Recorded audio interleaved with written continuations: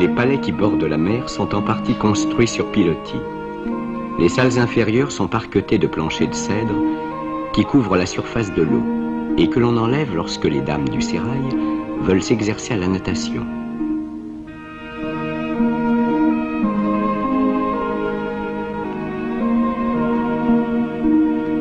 C'est à peu près ici le climat de nos villes du Midi. L'égalité la plus parfaite règne entre les femmes du sultan. Il y a dans le harem un ordre pareil à celui des pensions bien tenues.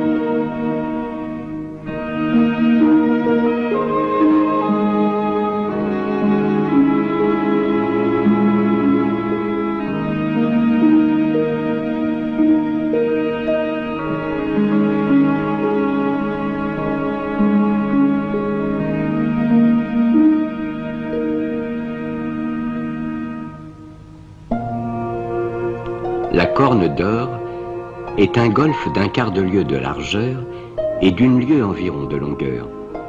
C'est le port le plus merveilleux et le plus sûr du monde. Il sépare Stamboul des faubourgs de Péra et de Galata.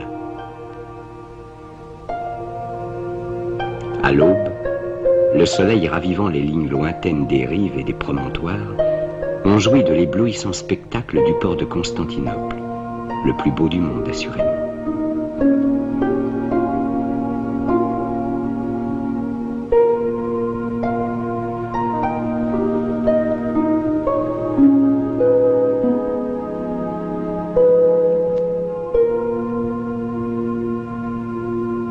Le Bayram des Turcs ressemble à notre jour de l'an. Dans les journées du Bayram, toutes les religions prennent part à l'allégresse musulmane. Le sultan devait faire la grande prière du Bayram à la mosquée du sultan Ahmet, qui borde un des côtés de l'At-Meidam, illustré par le souvenir des empereurs de Byzance.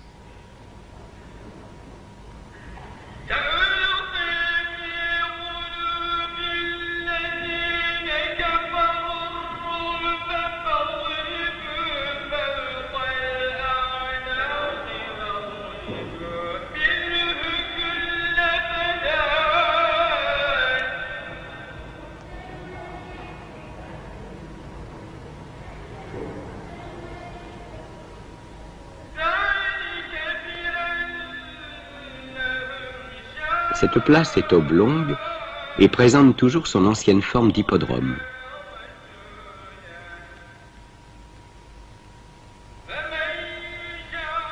Au-delà, les îles des Princes se dessinent vaguement à l'entrée de la mer de Marmara.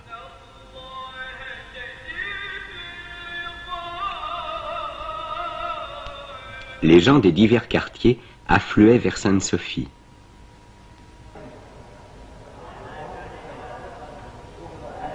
Comment dire les splendeurs de cette nuit privilégiée? Comment dire surtout le motif singulier qui fait, cette nuit-là, du sultan le seul homme heureux de son empire?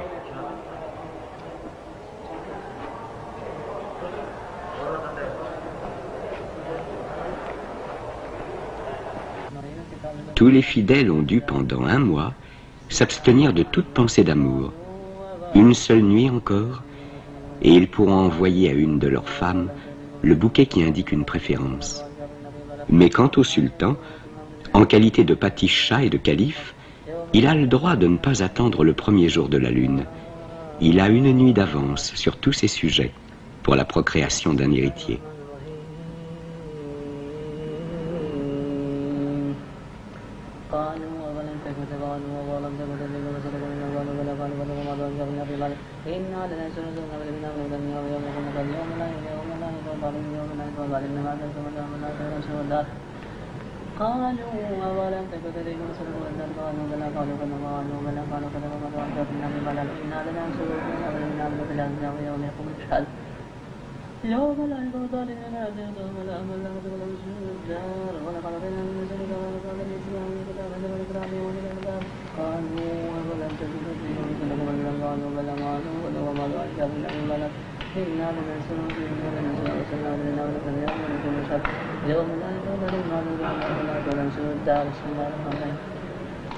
Si l'on se rendait compte de la dignité et de la chasteté même des rapports qui existent entre un musulman et ses épouses, on renoncerait à tout ce mirage voluptueux qu'ont créé nos écrivains.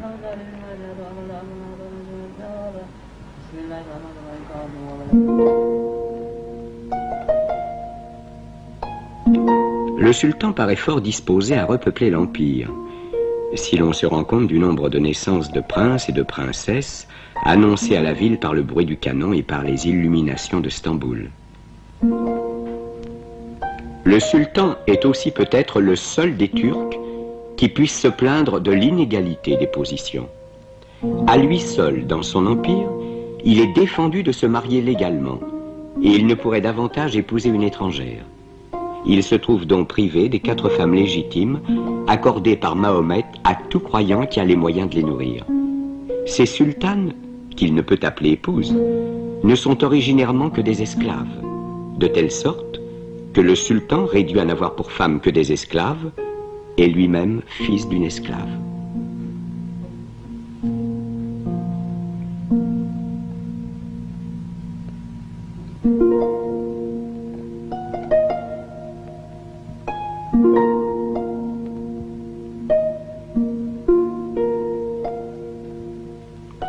La joie de boire de l'eau a fait inventer à ces peuples les plus charmantes constructions dont on puisse avoir l'idée, avec cette forme de pavillon chinois dont l'architecture spéciale domine à Constantinople.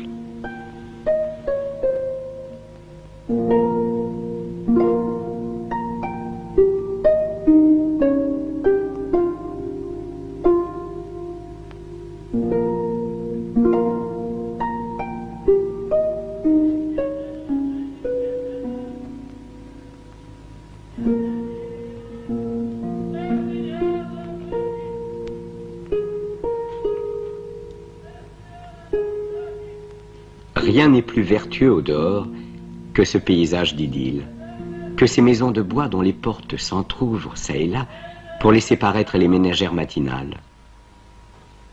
Ville étrange que Constantinople.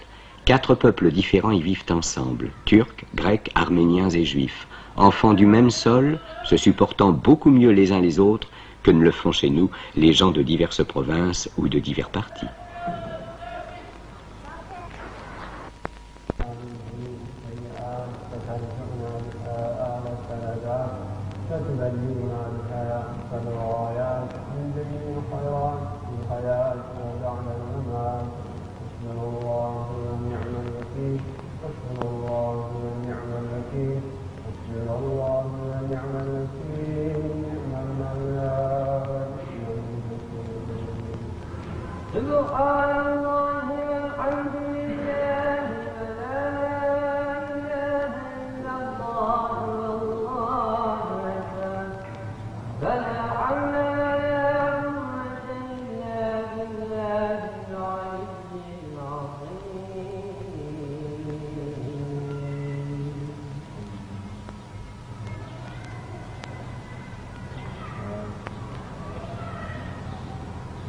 L'eau arrive par aqueduc et se conserve dans des réservoirs. Elle prend souvent un goût désagréable, de sorte qu'en raison de la rareté de cet élément, il s'est établi une école de buveurs d'eau, gourmets véritables au point de vue de ce liquide.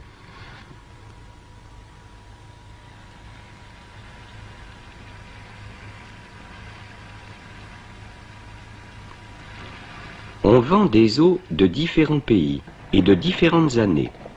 L'eau du Nil est la plus estimée, attendu qu'elle est la seule que boive le sultan. L'eau de l'Euphrate, un peu verte, un peu âpre au goût, se recommande aux natures faibles. L'eau du Danube, chargée de sel, plaît aux hommes d'un tempérament énergique. On apprécie l'eau du Nil de 1833, bouchée et cachetée dans des bouteilles que l'on vend très cher.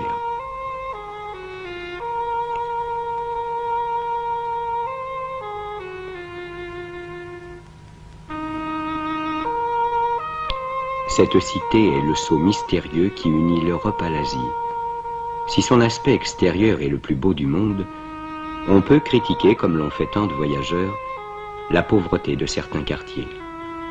Constantinople semble une décoration de théâtre qu'il faut regarder de la salle sans visiter les coulisses.